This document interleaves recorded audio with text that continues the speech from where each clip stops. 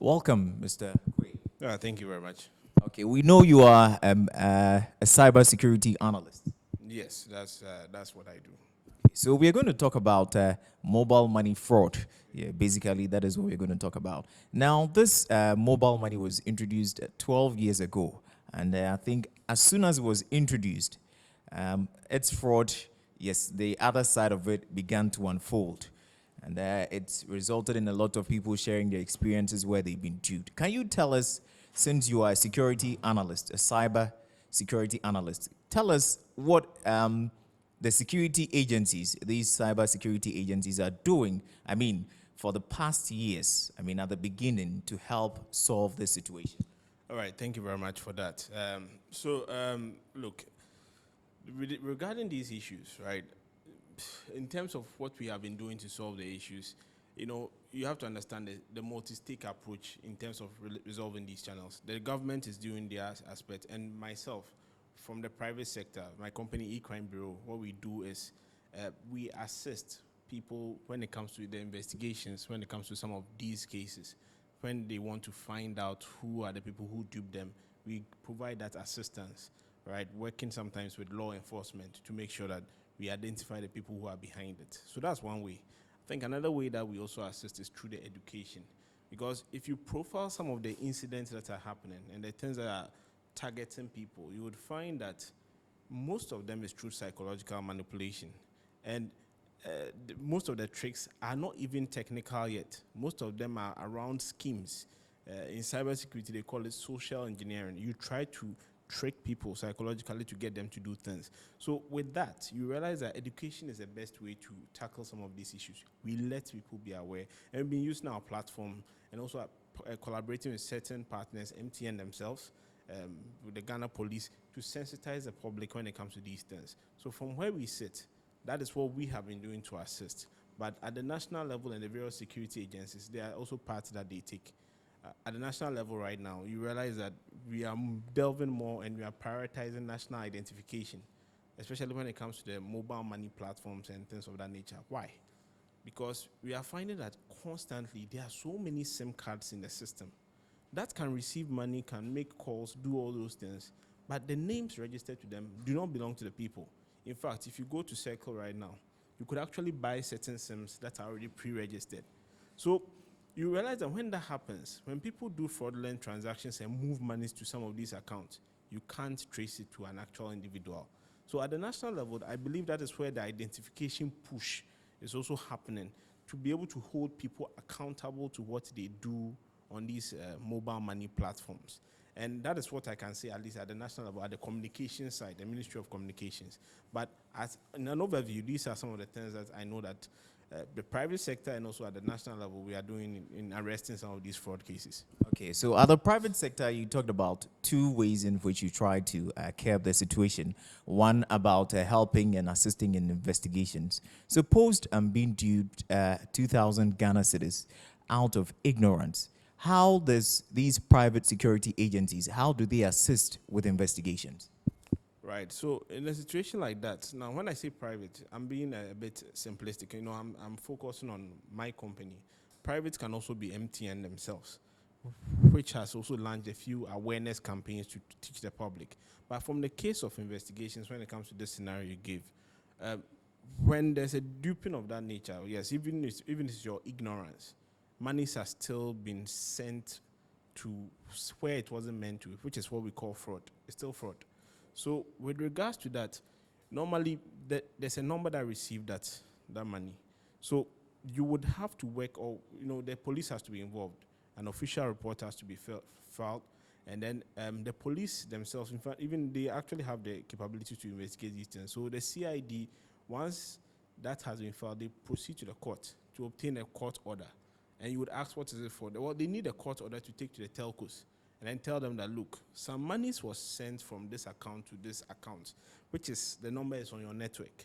We want to know everything we can about this number. So, and the telcos can help. So what they can provide is details involving that particular number, where it has been making phone calls, who is the person that has been registered to that number, and the numbers that person calls. So, in an overview, some of this information is what comes together with the investigation at either the CID level or private investigators, private investigation firms like ours, to be able to put the data together and then make sense that, no, you know what, the monies was sent to this person. He probably lives around this area.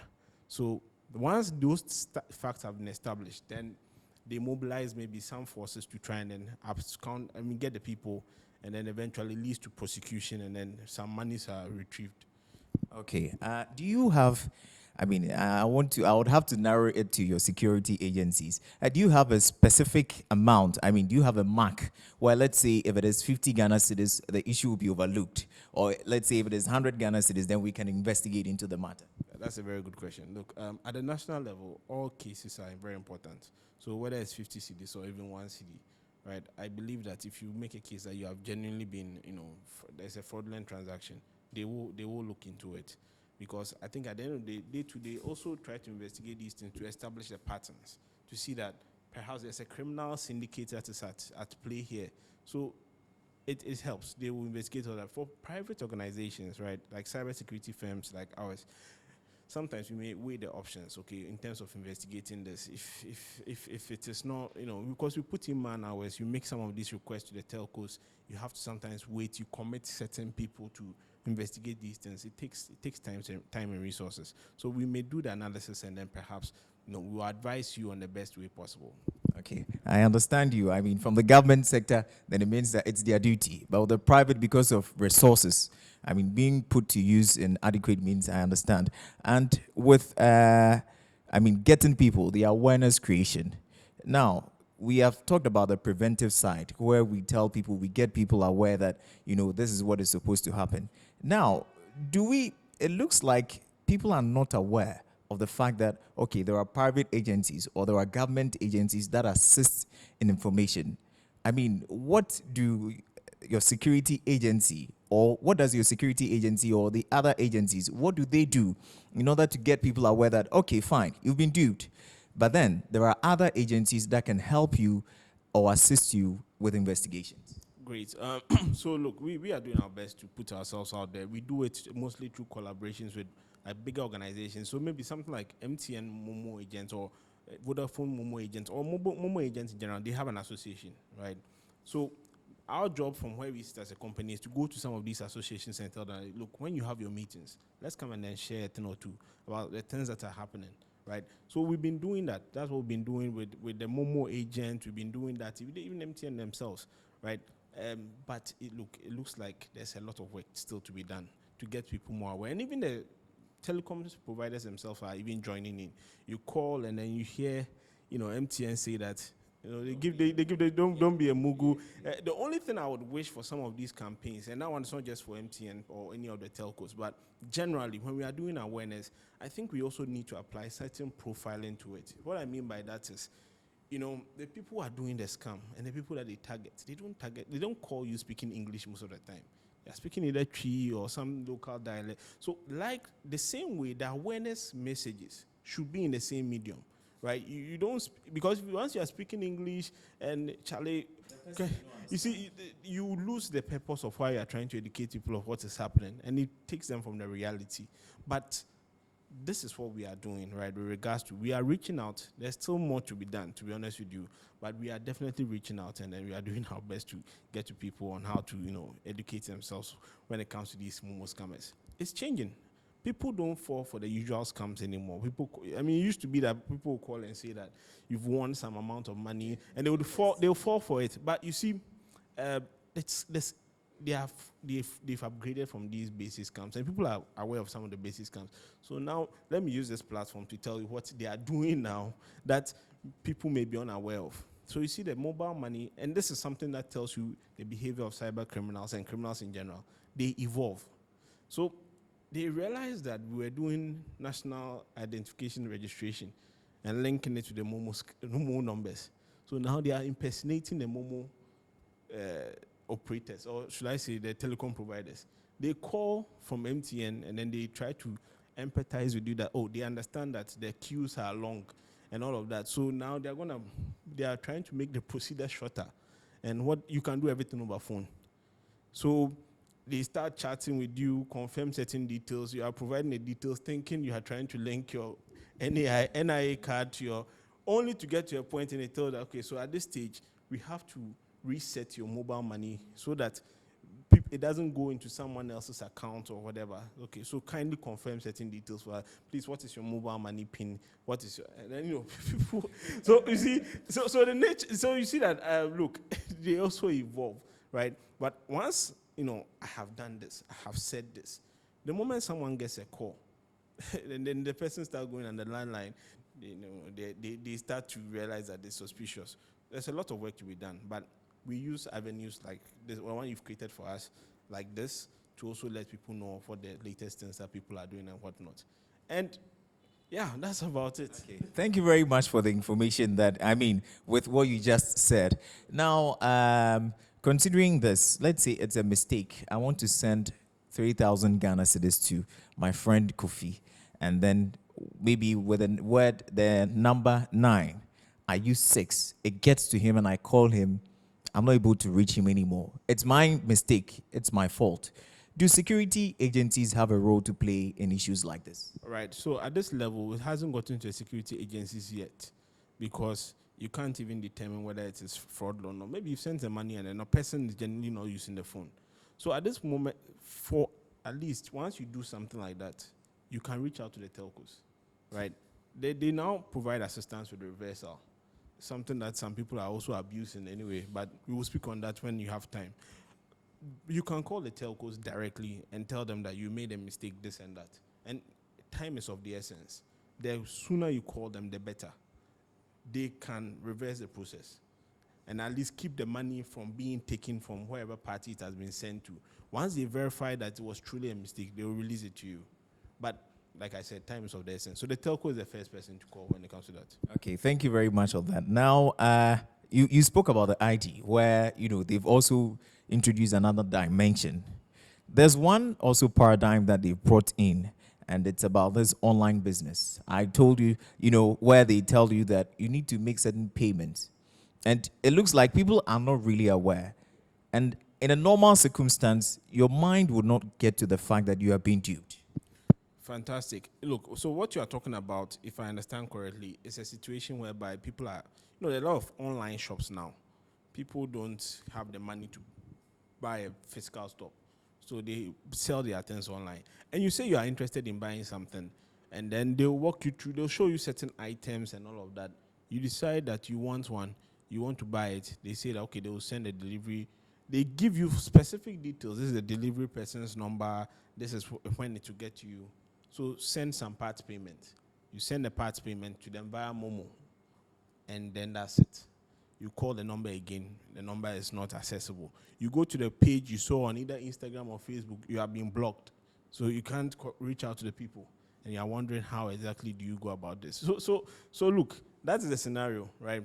On this scenario, look, there are a few things that, to be honest with you, I think people have to be aware of. The first thing is that when you are dealing with online shops in general, the rule of the thumb is you never pay, okay? You never pay unless you have received the items, irrespective of how trusting the other person is. There are also a few things to look out for when you are dealing with some of these shops. One of the things to look out for is when you see a site and it is using images that are not actual images taken, but they are stock images, like the generic images you see online. Like you are buying a wardrobe, but they've gone to get you the internet version picture of that wardrobe. If you are dealing with certain cases like that, then that particular brand should not be trusted. If you are dealing with a company like that, mostly they are on Instagram. There's a feature that allows you to check the former usernames that the company has registered under. That is where sometimes some criminals make a mistake, because they started doing fraud, and then over time, maybe they will change the company name to be like Kofi's Furniture, but before they used a different name, or they were doing some other business that was probably fraudulent. There's a feature on Instagram that allows people to check some of these things, and you see the previous names they were using to realize that no, this brand is a bit dicey. And lastly, the comments and the reviews.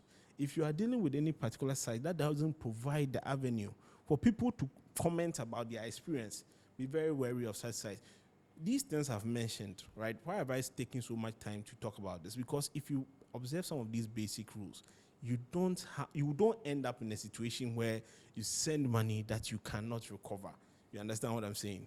Yeah, but for the most part, when it comes to these situations, you find that by the time that the money is sent and it's the law enforcement and whatever has been, even the telco has been made aware that I made a mistake, reverse it, it's too late. There's too much turnaround time and then everything goes to waste. But look, it's a scam that is happening. They are very convincing. Some can, tell you they are at a station, they are sending the money. You hear the trotro mate, you hear, station operators at the back, but no one is there. It's just one big scam. Okay, please never send money unless you receive an item physically. If you want to pay, there are now services, and I don't mean to do promotion, but there are some services that I've heard of. Move is one of them, which can allow people who are buying and selling online. They hold the money. So if you are sending money to the person who's selling the item, they hold it, and when both parties confirm that they've received the product, then they release the monies. I think something like this can reduce the risk when it comes to the mobile money transactions.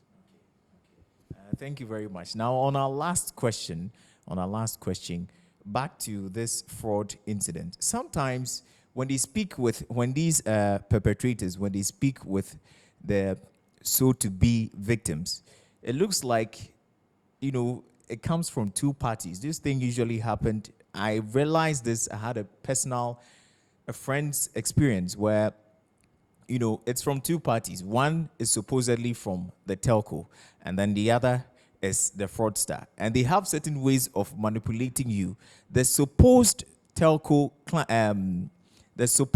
worker, has a way of, usually it's a lady, they have a way of convincing you. And, if you cut the line, it will be like you're being rude. So trying to be lenient before you realize you are being duped. How about that one too? This one is because it was a lady, that's why they got you. but look, on a more serious note, when it comes to that scam is very simple. What they simply do is that it's the first scam that they used to do, whereby they tell you you've won something or they've sent money to you by mistake. They follow the same procedure, but they have evolved, like I was saying. Yes. So the evolution is this: the first person sends you some messages to show that you've received monies you've really not received. And when you are receiving those messages, suddenly you get a call from someone who's pretending to be an agent. And then this is the pitch that they make to you. Well, we have realized, we are MTN, we have realized that someone is trying to dupe you. So we have blocked your number so that the person cannot have access to your wallet. So they come as, as sympathizers to earn your trust, thinking that they are going to help you to, and save you from the scammers. Then this is where the scam comes in. So now that they pitch in that, the procedure now becomes they're going to show you how you can unblock your number, right? Or how you can reverse monies that you've sent. Whichever be the case, they are positioning themselves like they come to help you. So they start with the procedure. Let's go through the Momo procedure. Oh, please dial *170#. Then you dial it because you think you're going to unblock your number. They start walking you through. Now, this is one thing I've realized of how they are successful in tricking people. You see, when you get to the Momo screen, there are certain options. One is for transfer, two is for something up to 7. Yes. Or whatever numbers that is. There's something that people don't know. When you type a number that is not on the list, right? It used to be that, I don't know if that has changed. It looks like they are changing their tactics now. The telcos are now wisening up. But when you dial a number that is not there, like if instead of the listed things being 7 and you choose 8, what happens is that something comes on the screen that says incorrect number. Yes. Choose, type the correct one. But that message that comes, it comes to erase what was previously there. You understand? And this is what the scammers are banking on. So do you know what they do? You see, when they are trying to tell you to unblock your number, if they go to the Momo screen that they tell you to dial *170 and they tell you that choose option 2, which is transfer money, you get suspicious. So they will say something like, oh, please, at this point, I want you to dial option 0009. In telecom language, any zeros that come before a number is discarded. So when you say 0009, you're actually saying 9. So if you dial 00009, 9 is not part of the list. So 9 will show us incorrect number. Type the correct one, which will replace the original messages there. So the person doesn't see what they are now choosing. Then the scammer will say that, okay, please now type option 2. which corresponds to actually transfer money. So this is what they will do and walk you through the process till you get to the point where it is about transferring the money. And they will tell you something, oh, please, at this point, to unlock your number, just dial 000500. That is the money you are specifying, but you don't know. And 000500 is actually 500 cedis. So you would type it in, unlock your phone, only to find that you have just cashed out to a criminal. And before you realize it, usually when they are successful, they insult you too. So before you realize it, you have parted with your money, and yeah, that is the scam. With this scam, it's not a telco thing, it's not a security agency thing, it is a awareness thing. Okay, if you are aware this is what they are doing, the moment they start, the moment that fake agent from MTN calls you, right, and they are playing they play the music at the background, then you hear everything, you know what is to be expected, and then you are prepared for it. So this is the awareness bit, and to be honest with you, I would wish that we spend more time doing the awareness more than some of the other solutions, because when people are aware, the scams reduce. That's the gospel truth. Yeah. Thank you very much, Mr. Kwe. Yeah, thank you very much. Nana. Thank you. Okay, sure. Thank you. All right. If you don't mind, you can have a picture.